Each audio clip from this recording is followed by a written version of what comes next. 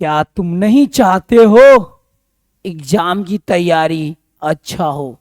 क्या तुम नहीं चाहते हो एग्जाम में अच्छा मार्क्स आवे? क्या तुम नहीं चाहते हो क्लास 10 12th में टॉप करे? क्या तुम नहीं चाहते हो कि गांव के हर चौराहे पे तेरा फोटो 50 फुट ऊंचा लगा रहे? अगर तुम चाहते हो तो वीडियो को स्किप मत करना, कंटिन्यू रहना। मैं तुम्हें टिप्स बताऊंगा और आज इस वीडियो में वो सभी ऑब्जेक्टिव बताऊंगा जो एग्जाम में आने वाला है। अगर आप क्लास आर्ट्स 12th के स्टूडेंट हो और फैकल्टी में आर्ट है तो प्यार से मेरे वीडियो में कंटिन्यू बने रहो, क्योंकि आज सिर्फ वही ऑब्जेक्टिव बताऊंगा जो तेरे लिए बेस्ट रहेगा, तेरे एग्जाम के लिए बेस्ट रहेगा, तेरे फ्यूचर के लिए बेस्ट रहेगा, तेरे अच्छे मार्क्स के लिए बेस्ट रहेगा। इसलिए डियर, आज मेरा ये क्लास 6 रहेगा फिलोसफी में, जो यहाँ लिखा हुआ है देख सकते हो। सबसे पहले मैं कलर ले लेता हूँ ताकि आपको पढ़ाने में और समझाने में आसान हो सके, तो प्यार से देखते रहिए।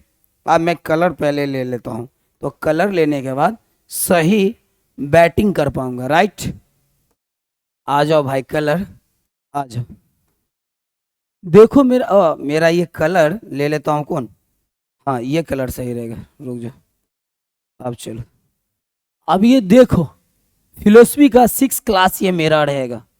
खुद को इतना तड़पाओ, इतना तड़पाओ, इतना तड़पाओ कि एक दिन किसी और के लिए तड़पना ना पड़े। जब मैदान में पहलवान खड़ा होता है तो कभी हार के बारे में नहीं सोचता है। इसीलिए जब भी पढ़ाई करने के लिए बैठो तो कितना क्वेश्चन याद हुआ ये मत सोचो, सोचो कितना क्वेश्चन को माइंड में याद कर लिए, ये सोच रखो। और इस सोच के साथ आज के क्लास को पूरा तरह से एंड करूंगा। तो डियर, रेडी हो तो बढ़ता हूं आगे। और देखो, तो क्या जानते हो एक बात, आगे जब हम ऑब्जेक्टिव बताएंगे तो उसी में तुम्हें क्वेश्चन को कैसे याद करना है, ऑब्जेक्टिव को कैसे याद करना है, यह सब जानने को मिल जाएगा। तो डायरेक्ट आते हैं टॉपिक पे। तो आज जानते हैं फिलोसफी में कौन कौन तेरे लिए क्या लाया हूं, ऑब्जेक्टिव लाया हूं, ये जानने को मिलेगा और देखने को मिलेगा। तो ये मेरा पहली क्लास है ना, तो ये पहली नहीं रहेगा बल्कि 6 क्लास रहेगा। तो यहाँ पे 6th मैं लिख देता हूँ इसे, तो मेरा 6th क्लास रहेगा आज का, ठीक है? तो डियर, आगे बढ़ता हूँ। तो तुम सब कैसे हो ये ध्यान रखना। ये फिलोसफी का रहा, तो ये फिलोसफी में आज बताऊंगा, जानते हो ना, आज फिलोसफी में बताऊंगा। तो डायरेक्ट कहां से चले?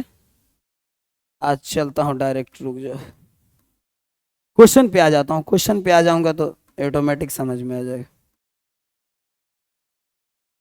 आज के क्लास को चिथरा चिथरा कर दो। अरे माना कि तरीका गलत था, लेकिन तैयारी एग्जाम के लिए गलत नहीं करना है, इसीलिए आ गया मैं डायरेक्ट अपने टॉपिक पर। तो टॉपिक पे आ गया, देख लो। फर्स्ट क्वेश्चन यहीं से मैंने, जो मेरा 5 क्लास था उसको यहीं पे स्टॉप किए थे 9 में। तो इसका सेकेंड ऑप्शन आ जाता है, किसी वस्तु के कुछ पक्षों के आंशिक ज्ञान को दर्शाता है, उसी को नैन शब्द के द्वारा दर्शाया गया है जैन दर्शन में। तो मेरा जो ये 6 क्लास में जो मेरा स्टार्ट होगा क्वेश्चन ऑब्जेक्टिव का, वो क्वेश्चन ये रहेगा। तो अभी दिखाता हूँ, ये रहेगा। हाँ, बुद्ध के तृतीय आर्य सत्य में क्या कहा गया है? एक मिनट रुक जाओ, देख लेता हूँ। ये फिर जैन दर्शन में समयवाद को विशेषता, समयवाद, ठीक। तो यहां से आज स्टार्ट करेंगे। इसमें यह रहेगा, बुद्ध के तृतीय आर्य सत्य में क्या कहा गया है। सबसे पहले क्या यह बता देता हूं कि बौद्ध धर्म में जो बुद्ध थे उन्होंने कौन कौन से नियम ऐसे बताए हमारे बौद्ध धर्म के लोगों के लिए। तो बुद्ध जो कौन कौन नियम बताए वो सबसे पहले बता देता हूं तो सही रहेगा। देखो, बुद्ध जो बताए थे, बुद्ध एक बताए थे आर्य सत्य के बारे में। आर्य सत्य, देखो आर्य सत्य का मतलब होता है क्या? महान सत्य, उच्च सत्य। तो महान सत्य हुआ और इस वर्ड को और तोड़ोगे तो इसको बोल सकते हैं उच्च सत्य होता है। डेयर, पूरा ध्यान दो, हर एक वर्ड को तोड़ के समझाऊंगा। तो आर्य सत्य का मतलब महान सत्य और उच्च सत्य होता है। ये बुद्ध यानी कि बौद्ध धर्म में बताया गया, बुद्ध जी ने बताया कि आर्य सत्य। तो आर्य सत्य कितने होते हैं? 4 आर्य सत्य होते हैं। आर्य सत्य में 4 कौन कौन होंगे तो वो बताता हूं। आर्य सत्य में पहला हो जाता है क्या? दुख होता है। सेकंड हो जाता है आर्य सत्य क्या? कि दुख का निवारण, अगर दुख है तो उसका निवारण भी होगा, निवारण। और थर्ड आ जाता है कौन? क्या? कि दुख का अंत होने का भी मार्ग है, यानी दुख अंत भी हो सकता है, अंत भी होता है। और चौथा क्या होता है आर्य सत्य? कि अष्टांगिक के द्वारा जो भी दुख आएगा वो अष्टांगिक के द्वारा, अष्टांगिक के द्वारा ये सब दुख दूर होता है। तो देखो, यानी कि बुद्ध के द्वारा 4 आर्य सत्य है। दुख मतलब कैसे आता है? तो तृषा मतलब इच्छा से दुख उत्पन्न होते हैं, और फिर दुख का अंत भी होते हैं। और दुख जब अंत कहां से होगा? अष्टांगिक मार्ग पे जब चलेंगे तब। तो जो भी होते हैं ना बौद्ध धर्म में लोग, उनको ये 4 आर्य सत्य को समझना पड़ता है। अब बात आता है अष्टांगिक का मतलब क्या होता है, तो ये समझा देता हूं। अष्टांगिक का मतलब क्या होता है? बौद्ध धर्म में अष्टांगिक जो है बौद्ध धर्म में, इसका मतलब होता है 8, यानी कि 8 ऐसे प्रकार बताया गया ताकि कोई भी दुख को दूर किया जा सकता है। पहला प्रकार था क्या? सही बोलो, हो गया फर्स्ट। सेकंड था सही सोचो, हो गया। थर्ड सही कर्म करो, हो गया। 4 सही क्या? तो कर्म हो गया। सही नियत रखो, यानी सही नियत के साथ कोई काम करो। और 4 को और बताया गया, जिसमें हो गया 5 नंबर में आ गया सही क्या? जीविका चलाने के लिए करो, जीविका होना चाहिए, सही वस्तु होना चाहिए जीविका में।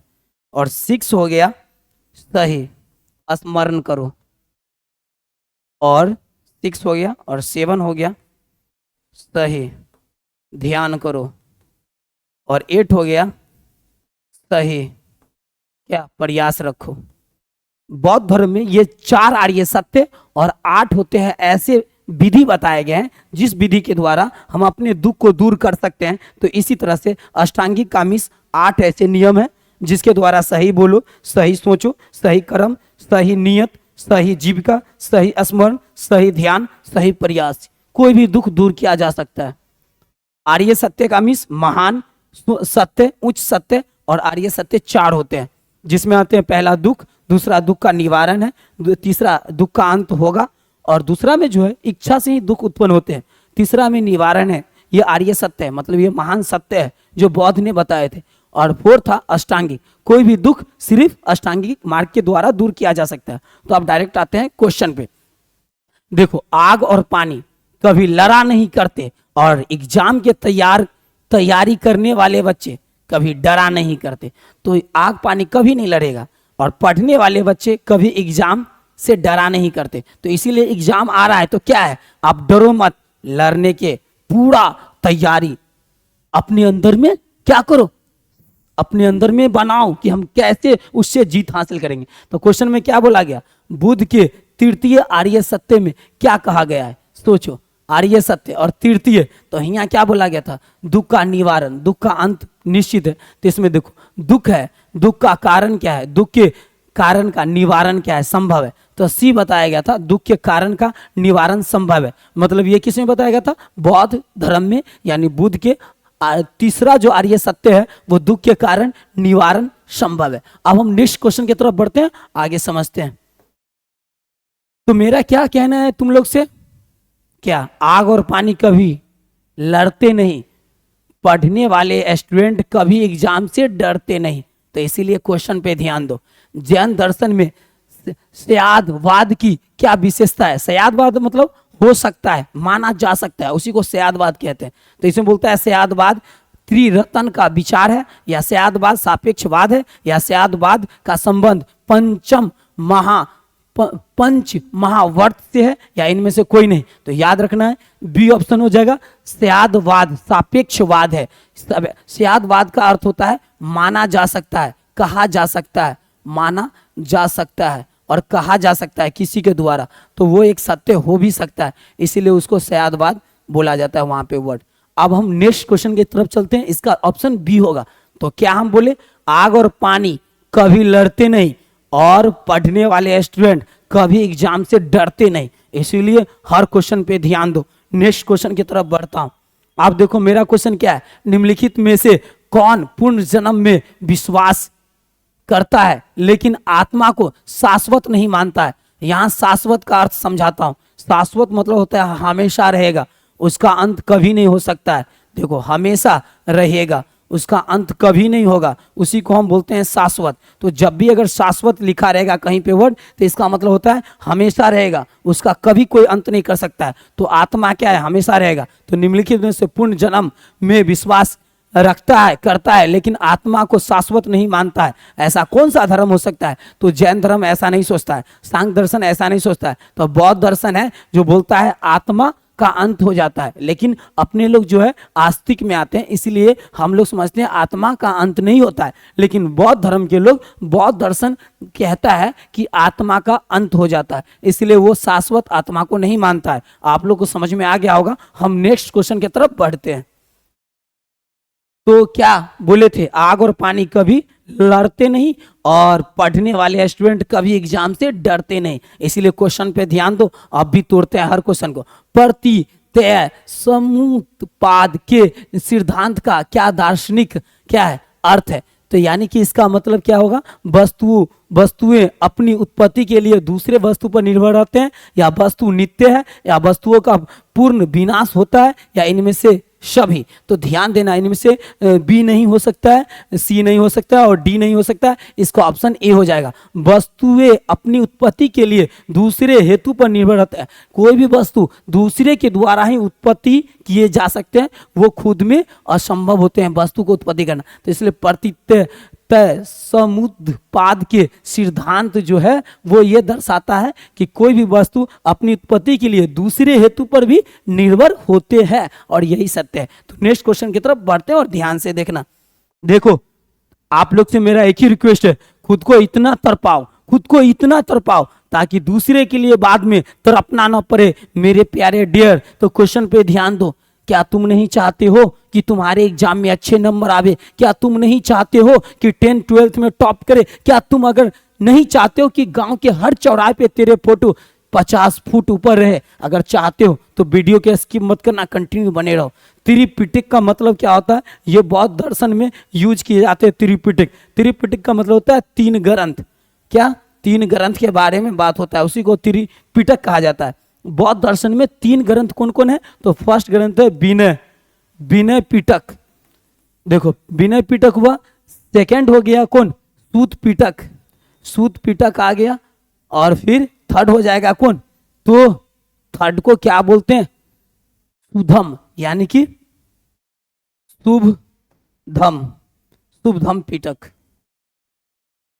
शुभ धम पिटक। तो ये पिटक, त्रिपिटक जो है इसका मतलब होता है, त्रिपिटक का मतलब 3 ग्रंथ जब मिल जाता है उसी को त्रिपिटक कहते हैं। तो संबंधित किससे है? बौद्ध दर्शन से, सांख्य दर्शन से, जैन दर्शन से, इनमें से कोई नहीं। तो सी नहीं होगा, बी नहीं होगा, ए ऑप्शन हो जाएगा, और डी भी नहीं हो पाएगा। तो इसीलिए ध्यान रखना ए ऑप्शन होगा बौद्ध दर्शन से, क्योंकि त्रिपिटक वर्ड का सिर्फ बौद्ध दर्शन में ही उपयोग किए जाते हैं, और 3 ग्रंथ उसमें आते हैं, जिसमें क्या है? विनय पिटक है, सूत पिटक है और शुभ धम पिटक है। ये विनय पिटक में क्या होते हैं, किसके बारे में बात होते हैं कि बौद्ध धर्म में जो भिक्षु होते हैं, भिक्षुनी जो होते हैं, उसको कौन नियम से चलना चाहिए, ये विनय पिटक में बताया जाता है, उनके भिक्षुनियों को और भिक्षुओं को। और सूत पिटक में क्या है? बुद्ध के द्वारा जो भी उपदेश दिया गया था वो बताया जाता है सूत पिटक में। और फिर जो शुभ धम जो पिटक है, इसमें क्या होता है? साइकोलॉजी, साइकोलॉजी और फिलोसफी के बारे में बात किया जाता है, और इसमें उसी के बारे में गहरा नॉलेज दिया जाता है, फिलोसफी के बारे में बात किया जाता है। तो 2 आता है शुभ धम पिटक में। तो इतने बात ध्यान रखना है, और बौद्ध दर्शन में आते हैं। तो नेक्स्ट क्वेश्चन की तरफ बढ़े, समझ में सबको आ गया होगा, इस बार का एग्जाम को छोड़ना नहीं, मिलकर तोड़ के रख देना है। तो नेक्स्ट क्वेश्चन की तरफ बढ़ता हूं।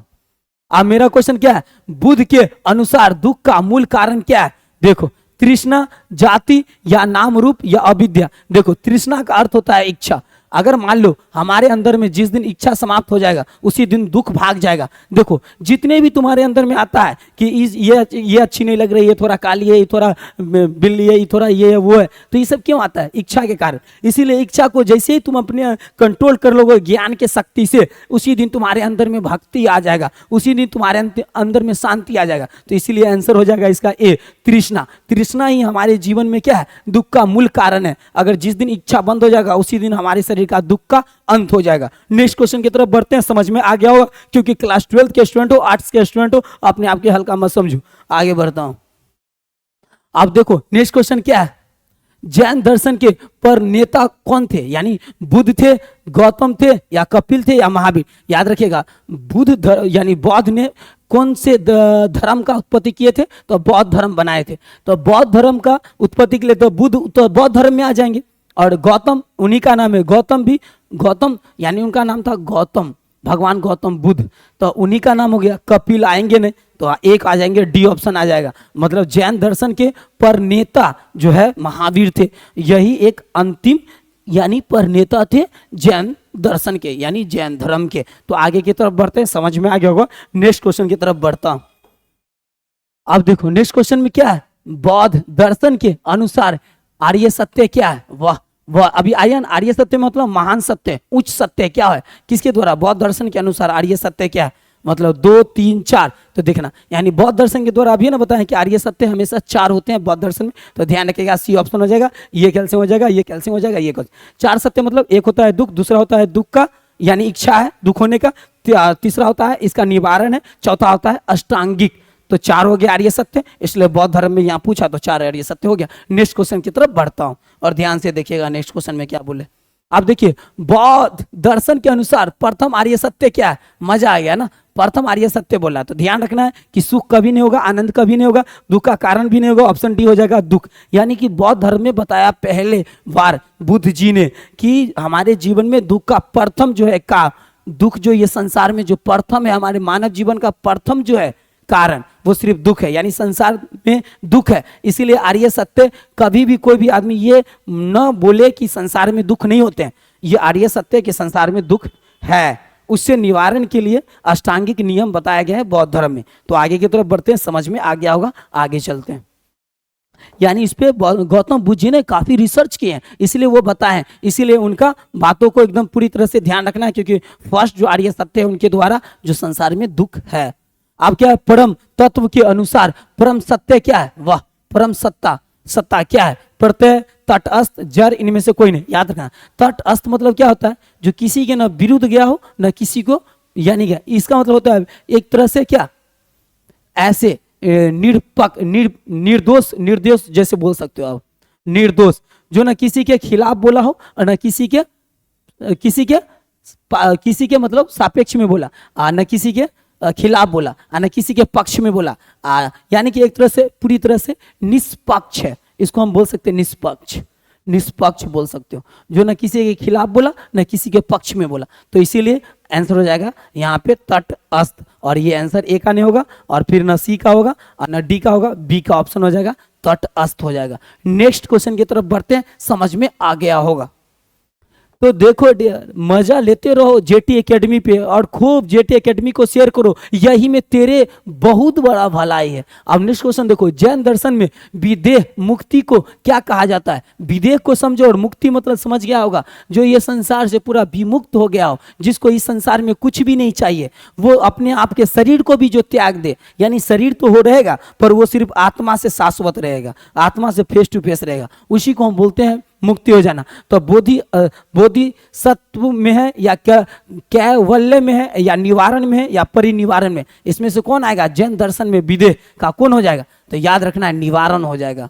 निवारण में जैन दर्शन में विदेह मुक्ति को क्या कहा जाता है? बौद्धिक सत्य नहीं, कैवल्य नहीं, निवारण कहा जाता है। सी, तो ए, बी और डी को कैंसिल कर देंगे। नेक्स्ट क्वेश्चन की तरफ बढ़ते हैं। समझ में आ रहा है नहीं तो जाके कमेंट करो, तब मजा आएगा ना भाई रे पढ़ाने में। पढ़ो इसलिए पढ़ो क्योंकि पढ़ाई के अलावा किसी से बदला लेना है तो एक ही रास्ता है, पढ़ के लो बदला।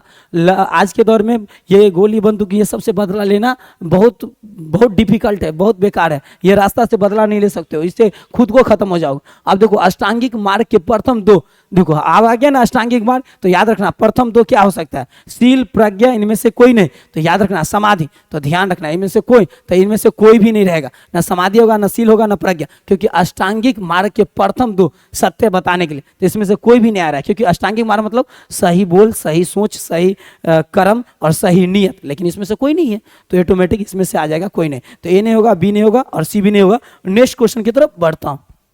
अब देखो नेक्स्ट क्वेश्चन में क्या है, अष्टांगिक योग का 8वां और अंतिम अंग क्या है, यानी प्रत्याहार या धारणा या ध्यान या समाधि, तो याद रखना ऑप्शन हो जाएगा डी, न सी होगा, न बी होगा, न ए होगा। ये क्या बोल रहा है, अष्टांगिक योग का 8वां और अंतिम अंग क्या है, यानी कि समाधि, यानी कि वो समाधि में बौद्ध धर्म ज्यादा विश्वास रखते हैं, इसलिए वो समाधि में चले जाते हैं, इसलिए वो बोले सही बोल, सही सोच, सही कर्म, सही नियत, यही लिए बोले समाधि के लिए, तब ये समाधि पूर्ण हो पाएगा, इसलिए अष्टांगिक योग का मतलब ध्यान रखना है। नेक्स्ट क्वेश्चन की तरफ बढ़े, समझ में आ गया होगा, मुझे पूरा विश्वास है, क्योंकि क्लास 12th में पढ़ते हो, तो इतना तो कम नॉलेज नहीं होगा ना बाबू रे, तब ये तो मजा आएगा। अब देखो यहाँ जैन दर्शन में आत्मा को क्या कहा जाता है, याद रखना पुरुष नहीं कहा जाता है, ईश्वर नहीं कहा जाता है और जीव नहीं कहा जाता है, तो क्या कहा जाता है, तो जैन दर्शन में जो है आत्मा को कहा जाता है, जीव कहा जाता है, आत्मा को इंग्लिश में सोल कहते हैं, और जैन धर्म में आत्मा को जीव कहा जाता है, इसलिए ध्यान रखिएगा, बायोलॉजी में इसको लिविंग कहा जाता है। क्वेश्चन समझ में आ गया होगा। नेक्स्ट क्वेश्चन की तरफ बढ़ते हैं, तो ध्यान दो, याद रखो तरीका गलत हो सकता है, अभी तक तुमने तैयारी नहीं किया, लेकिन अभी से जो तैयारी करोगे उसमें कोई गलती नहीं करना है, इसलिए त्रिरत्न को क्या कहा जाता है, त्रिरत्न क्या है, तो सम्यक दर्शन को कहा जाता है। सम्यक दर्शन मतलब होता है क्या, सम्यक दर्शन मतलब इंग्लिश में थोड़ा समझा देता हूं, इसका मतलब होता है राइट, क्या राइट नॉलेज होना, किसके प्रति, उसके प्रति नॉलेज होना जो सामने में दिख रहा है, राइट नॉलेज और राइट फैथ, और फिर क्या, तो राइट फैथ हो गया और राइट कंडक्ट, ये होता है कंडक्ट। देखो ये यानी कि सम्यक दर्शन में 3 आते हैं, राइट नॉलेज, राइट फैथ और राइट कंडक्ट। जब अगर ये 3 रहे तभी हम सम्यक दर्शन कहेंगे, इसीलिए सम्यक चरित्र नहीं होगा, सम्यक ज्ञान नहीं होगा, उपयुक्त सभी नहीं होगा, बल्कि ये ऑप्शन हो जाएगा त्रिरत्न, यानी त्रिरत्न मतलब देखो राइट नॉलेज, राइट फैथ और राइट कंडक्ट, ये 3 रहेगा तभी हम उसको कहते हैं सम्यक दर्शन। तो आगे बढ़े, नेक्स्ट क्वेश्चन की तरफ पूरा ध्यान दो। आप बोलोगे राइट नॉलेज मतलब क्या, मतलब सम्यक दर्शन मतलब होता है कि ऐसा नॉलेज, और ये त्रिरत्न मतलब होता है कि ऐसा जहां एक सच्चा सच में ज्ञान हो, शुद्ध, जिसको हम बोल सकते हैं ब्रह्म ज्ञान, भ्रम नहीं ब्रह्मा ज्ञान। नेक्स्ट क्वेश्चन की तरफ बढ़ता हूं। अब देखो क्या है, जैन दर्शन के 24वें तीर्थंकर को क्या कहते हैं, तीर्थंकर को क्या कहते हैं, क्यों 24वें तीर्थंकर को क्या कहते हैं, तो जैन धर्म की बात रहेगा, तो ध्यान रखना फिलोसफी में कि पारसनाथ नहीं होंगे, गौतम नहीं होंगे, इनमें से कोई नहीं होंगे, बल्कि ए ऑप्शन हो जाएगा ऋषि देव हो जाएंगे। ये जैन दर्शन के 24वें तीर्थंकर थे, जिन्होंने जैन धर्म के बारे में एक्सप्लेन किए होंगे, और इनका नंबर इतना नंबर में आए थे, तो ऋषि देव होंगे, इसी में टिक मार के आना है। इसीलिए क्वेश्चन के हर क्वेश्चन पे अटैक करो, इतना पढ़ाई करो, इतना तरपाओ कि बाद में किसी और के लिए तड़पना ना पड़े, किसी और के लिए घर छोड़ना ना पड़े, इसीलिए खुद को तरपाओ। देखो अकेले रहोगे तो इतिहास रचोगे, और झुंड में रहोगे तो इतिहास की कहानी सुनाए जाएंगे, इसलिए अकेले में रह के पढ़ाई करो। बौद्ध दर्शन और जैन दर्शन क्या है, देखो ध्यान से, बौद्ध दर्शन और जैन दर्शन क्या है, अवार्चीन है या समकालीन है या वैदिक काल है, तो वैदिक काल नहीं होगा, इनमें से कोई नहीं, समकालीन होगा, क्योंकि बौद्ध और ये जैन दर्शन समकालीन है, कुछ समय पहले ही बने, लेकिन वैदिक जो सनातन होता है, जो हिंदू धर्म होता है, वो वैदिक काल से चलते आ रहे हैं, इसलिए बौद्ध और जैन के लिए यहाँ पे स्पेशल आ जाएगा समकालीन है, बी ऑप्शन होगा। इसीलिए अकेले रहो, अकेले पढ़ो, अकेले तपाओ, क्योंकि अकेले में इतिहास रचाता है, और फिर क्या झुंड में तो सिर्फ इतिहास सुनाए जाते हैं। इसलिए ध्यान दो, क्वेश्चन पे आगे बढ़ता हूं, और मेरा जो वीडियो है इसको फुल देखो। जेटी एकेडमी तुम्हारे लिए हर एग्जाम के क्वेश्चन से लड़ने के लिए यहाँ ऑब्जेक्टिव भी बताया जा रहा है इस चैनल पे, इसलिए ध्यान देना। जैन दर्शन के अनुसार जीवन का चरम लक्ष्य क्या है, जैन दर्शन के अनुसार जीवन का चरम लक्ष्य क्या है, सोच सकते हो, अर्थ नहीं, धर्म नहीं, मोक्ष है और काम नहीं, तो ए बी और डी नहीं होगा, सी ऑप्शन हो जाएगा मोक्ष। जैन दर्शन कहता है कि मेरा चरम जो लक्ष्य है, यानी लास्ट जो मेरा लक्ष्य है, सिर्फ मोक्ष प्राप्ति का। इसीलिए ध्यान दो, अकेले में रहो, अकेले में इतिहास रचोगे, झुंड में तो सिर्फ इतिहास सुनाए जाएंगे। देखो अस्यादवाद को समझाने के लिए जैन दर्शन में क्या कितने न्यायों का प्रतिपादन किया गया था? 4 का 5 का, तो 4 का तो बौद्ध धर्म में था और 5 होगा ही नहीं, 3 होगा नहीं, तो डी ऑप्शन हो जाएगा 7। यानी कि सयादवाद को समझाने के लिए जैन दर्शन में जो है वो हुआ था 7 नियम बनाए गए थे जैन दर्शन में। तो नेक्स्ट क्वेश्चन की तरफ बढ़ते हैं, समझ में आ गया होगा। अब देखो नेक्स्ट क्वेश्चन क्या बोला है, चतुर्थ आर्य सत्य को क्या कहा जाता है? सोचो, चतुर्थ आर्य सत्य क्या होगा? मध्य वर्ग नहीं, अष्टांगिक मार्ग हो जाएगा। और इसमें ये ऑप्शन रॉन्ग, ये ऑप्शन रॉन्ग हो जाएगा। तो चतुर्थ आर्य सत्य हम बताए थे ना कि बौद्ध धर्म में होता है अष्टांगिक मार्ग, तो इसीलिए अष्टांगिक मार्ग हो जाएगा। नेक्स्ट क्वेश्चन की तरफ बढ़ता हूं और ध्यान से देखते रहना। एक क्वेश्चन के द्वारा तुम्हें अनेक क्वेश्चन का ऑब्जेक्टिव बन जाएगा, सिर्फ थोड़ा सा दिमाग लगाओ। अकेले रहो गे तो इतिहास रचोगे, झुंड में रहोगे तो इतिहास सिर्फ सुनाए जाएंगे, इसलिए हमेशा ध्यान देना। आग और पानी कभी लड़ते नहीं, और अच्छे स्टूडेंट और पढ़ने वाले स्टूडेंट कभी एग्जाम से डरते नहीं, इसलिए ध्यान देना। बुद्ध के किस आर्य सत्य में निवारण को मार्ग वर्णित है? तो द्वितीय या चतुर्थ या प्रथम या तृतीय? बुद्ध के किस आर्य सत्य में निवारण को मार्ग वर्णित है? अब सोचो निवारण को, तो द्वितीय में, यानी ऑप्शन ए हो जाएगा, बी और सी और डी कैंसिल कर देंगे, द्वितीय आ जाएगा। बुद्ध के द्वितीय में आर्य सत्य है जो निवारण के बारे में बता रहा है, तो द्वितीय नियम में बताया जाता है, द्वितीय आर्य सत्य में बताया जाता है। नेक्स्ट क्वेश्चन की तरफ बढ़ते हैं और ध्यान से समझो। मुझे पूरा विश्वास है कि तुम लोग ध्यान से देख रहा होगा, समझ रहा होगा, और कमेंट करके ही जाना मेरे दोस्त, ताकि मुझे और तुम्हें समझाने पढ़ाने में मजा आ सके। जैन धर्म के प्रथम तीर्थंकर कौन थे? देखो प्रथम की बात कहा जा रहा है, तो महावीर जी नहीं आएंगे, इनमें से कोई नहीं होगा, ऋषभ देव जी हो जाएंगे, आप पारसनाथ नहीं होंगे, तो इसीलिए सी ऑप्शन रखना, ए बी डी ऑप्शन नहीं होगा, तो इसीलिए ऋषभ देव जी आएंगे, क्योंकि प्रथम की बात कहा जा रहा है। तो नेक्स्ट क्वेश्चन की तरफ बढ़े, समझ में आ गया होगा। नेक्स्ट क्वेश्चन पे आप ध्यान दो। देखो नेक्स्ट क्वेश्चन में क्या बोला है, जैन दर्शन में ज्ञान की सापेक्षता का सिद्धांत क्या है? यानी जैन दर्शन में ज्ञान की सापेक्षता का, तो अख्यातिवाद नहीं होगा, महावीर नहीं होगा, इनमें से कोई नहीं, स्यादवाद हो जाएगा। जैन दर्शन में ज्ञान की सापेक्षता का सिद्धांत जो है वो स्यादवाद में आ जाएगा। स्यादवाद मतलब एक माना जा सकता है, हो सकता है, जब बोला गया है तो ये होता है। तो नेक्स्ट क्वेश्चन की तरफ बढ़ता हूँ और उसका ऑप्शन समझते हैं, और वो क्वेश्चन को देखते हैं कि कितना वीवी आया है ये एग्जाम के लिए। और ये 100% ये ध्यान रखना कि एक भी ऐसा ऑब्जेक्टिव नहीं बताया जा रहा है जो तेरे लिए इम्पोर्टेंट नहीं है, इसीलिए इस वीडियो को मिस करने का कोशिश मत करना मेरे डियर, तेरे लिए बेस्ट रहेगा। प्रतीत्य समुद्रपाद की चर्चा यानी बौद्ध दर्शन के किस आर्य सत्य में हुई है? तो याद रखना प्रथम आर्य सत्य में नहीं होगा, यानी कि द्वितीय आर्य सत्य में नहीं होगा, तृतीय आर्य सत्य में होगा, इसलिए डी ए बी कैंसिल कर देंगे और सी सही हो जाएगा, तृतीय आर्य सत्य में हुआ है। प्रति, जब भी प्रति वर्ड लिखा रहेगा तो समझ जाना तृतीय आर्य सत्य हो जाएगा। तो नेक्स्ट क्वेश्चन की तरफ बढ़ते हैं और समझ में आ गया होगा।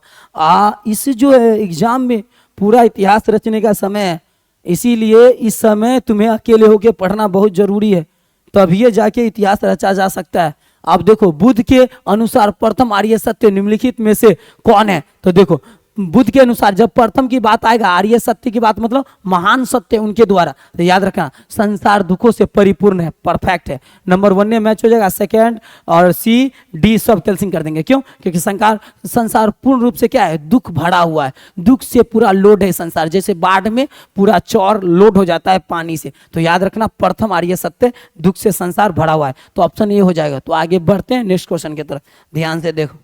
अब देखो नेक्स्ट क्वेश्चन में क्या है, बुद्ध के अनुसार द्वितीय आर्य सत्य निम्नलिखित में से कौन है? यानी द्वितीय की जब बात किया जाएगा आर्य सत्य, तो याद रखना दुखों का अंत होना, ये एक आर्य सत्य है, और ये परिपूर्ण नहीं होगा, सी भी नहीं होगा और डी भी नहीं होगा। तो याद रखना कि दुखों का अंत संभव है, तो ये द्वितीय आर्य सत्य है, क्योंकि बुद्ध जी ने बताए कि अगर दुख है संसार में तो उसको अंत भी करेंगे, ये भी एक सत्य है। अब नेक्स्ट क्वेश्चन की तरफ बढ़ते हैं, समझ में आ गया होगा। अब देखो नेक्स्ट क्वेश्चन में क्या है, फिर आ गया प्रतीत समुद्रपाद सिद्धांत का संबंध निम्न में से किसने साथ दिया था? महात्मा बुद्ध, महात्मा महावीर ने, इनमें से कोई ने? तो याद रखना महात्मा बुद्ध ने दिए थे। ये बी सी और डी को कैंसिल कर देंगे। प्रतीत समुद्रपाद की जब ये वर्ड रहेगा तो एकदम ध्यान रखना महात्मा बुद्ध के बारे में और तृतीय सत्य के बारे में ध्यान रखना, तो काफी वहां से समझ में सटीक आंसर पकड़ सकते हो। भौतिकवाद के अनुसार परम सत्य क्या हो सकता है? तो भौतिकवाद के अनुसार परम सत्य पर ध्यान दो। तो देखो प्रत्यय नहीं होगा, तटस्थ नहीं होगा, जड़ नहीं होगा, ईश्वर होता है। तो ये भौतिक सत्य है कि ईश्वर होते हैं, इसलिए पूरा ध्यान देना ताकि तुम्हें एग्जाम में हर ऑब्जेक्टिव को पकड़ने का सही क्या मिल सके, आइडिया मिल सके। जैन धर्म के अंतिम तीर्थंकर कौन थे, सोच लो। अंतिम की बात जब भी किया जाएगा यानी लास्ट, उसके बाद जैन धर्म में कभी नहीं आए कोई भी गुरु, या ये गुरु या बोल सकते हो टीचर, कभी नहीं आए ऐसे।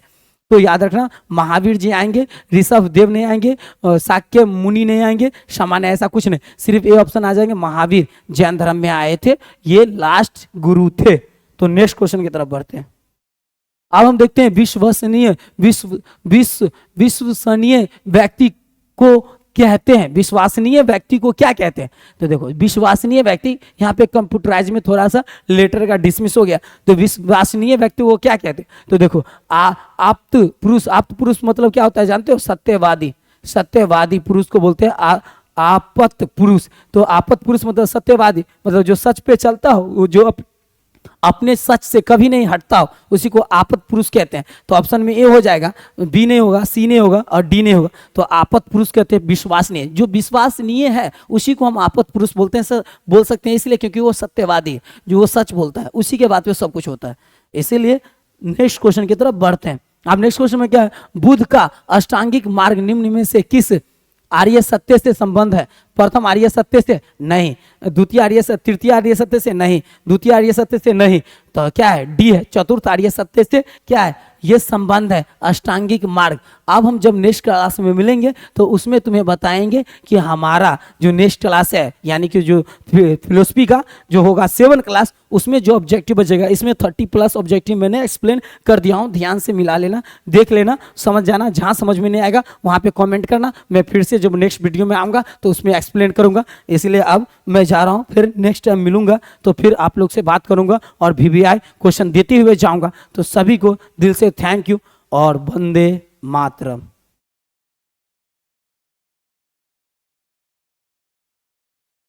प्यारे डियर्स और कम हेयर कंप्लीट।